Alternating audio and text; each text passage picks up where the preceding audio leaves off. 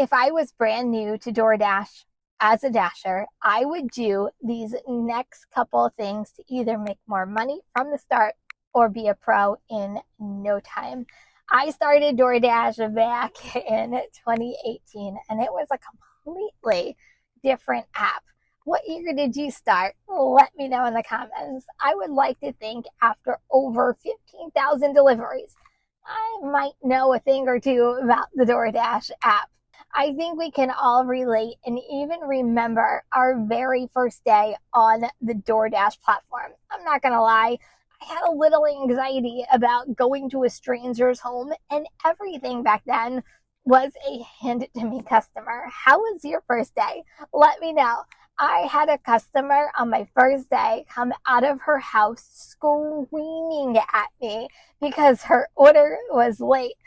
There wasn't a thing as leave at door back then. I'm glad it's here now. I was probably a month into doing DoorDash, and I was waiting at a restaurant, and I didn't know any better. I thought I had to wait for every order. Then I'll teach you these things in any kind of DoorDash school.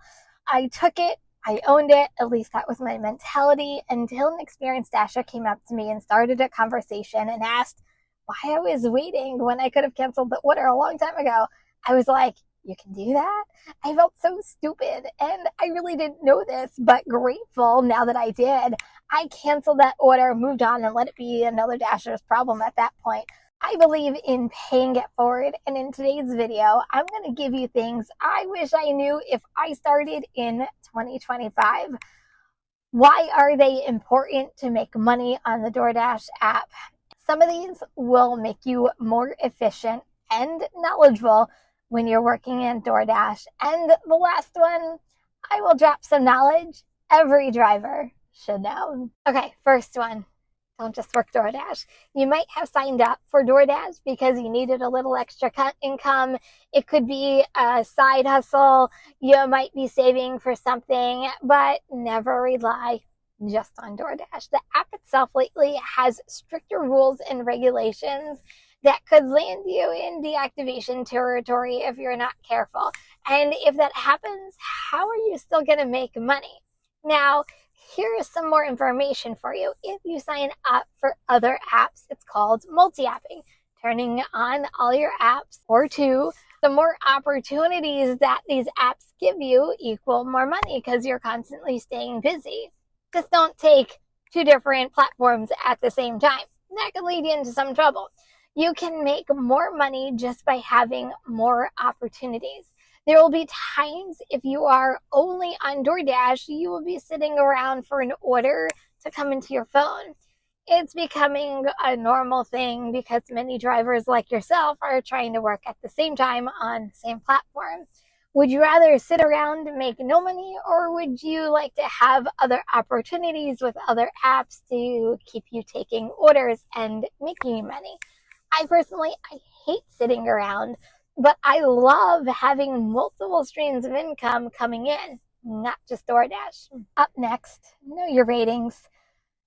I know it sounds insignificant, but it really does help you. Most drivers, when they start, don't know that you can decline. They don't know that you can unassign an order, also known as a cancel.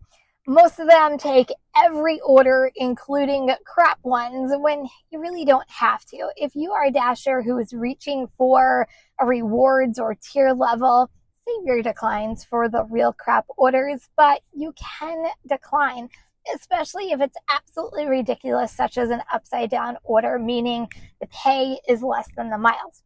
Decline. If you are a dasher who can care less about acceptance rates or tiers because literally this is very part-time for you and you're here to put a few bucks into your pocket, man, decline away. Take orders that make sense to you. Now, completion rate, you can cancel orders if you are at a restaurant way too long, or if you're multi-apping and just like above, and you get a better offer. But for me to cancel for this reason, it has to be a bigger dollar amount for me to cancel.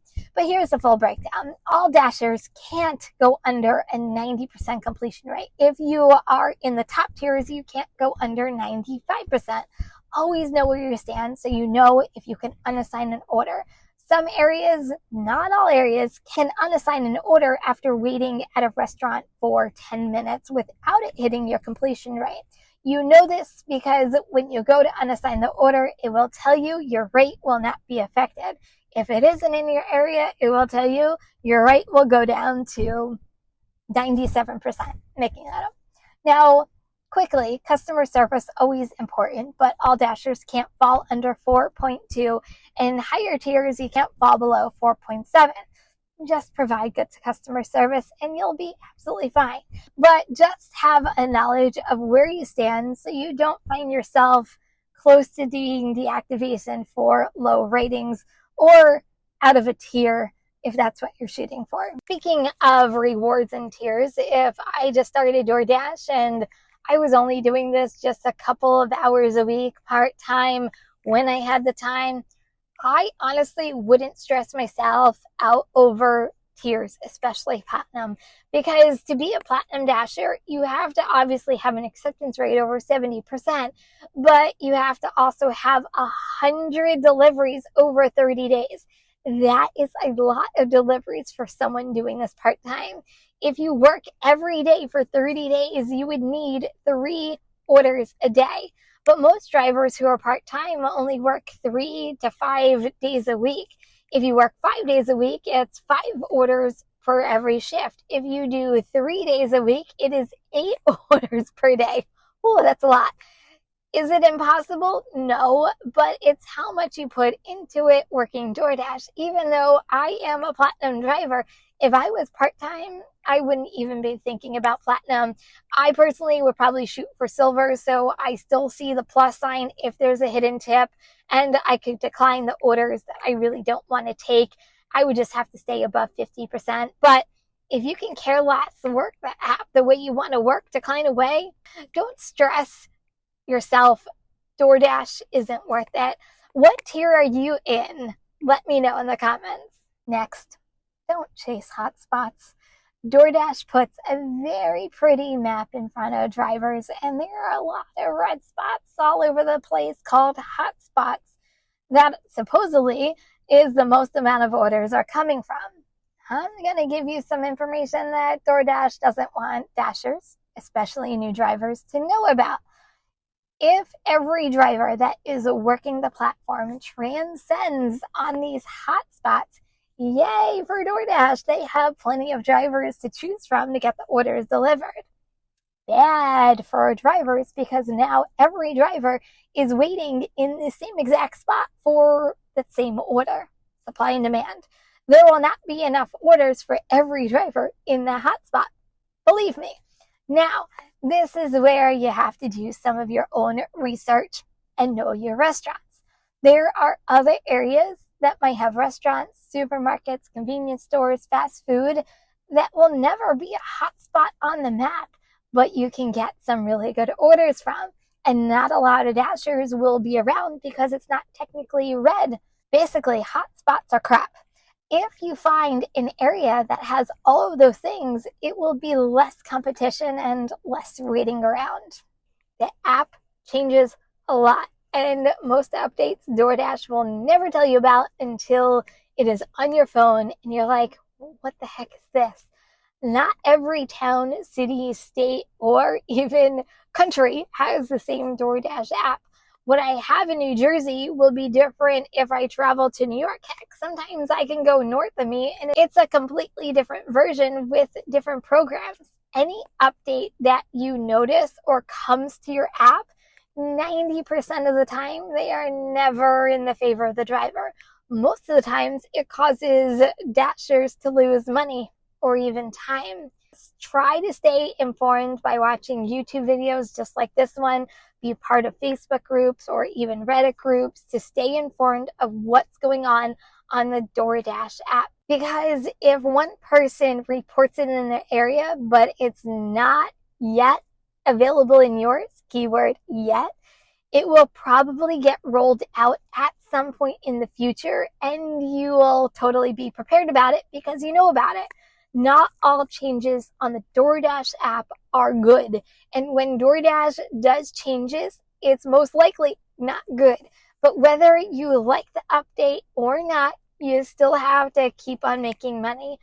Was there an update recently that you absolutely hated? Let me know, because I have my own that I hate. I know we have many experienced dashers in this community. If you started DoorDash for the first time tomorrow, what advice would you give a new driver? And new drivers, let me know if you are just starting and if you have any questions. Talking about updates, DoorDash just did an update that was horrible for drivers. So check this one out next.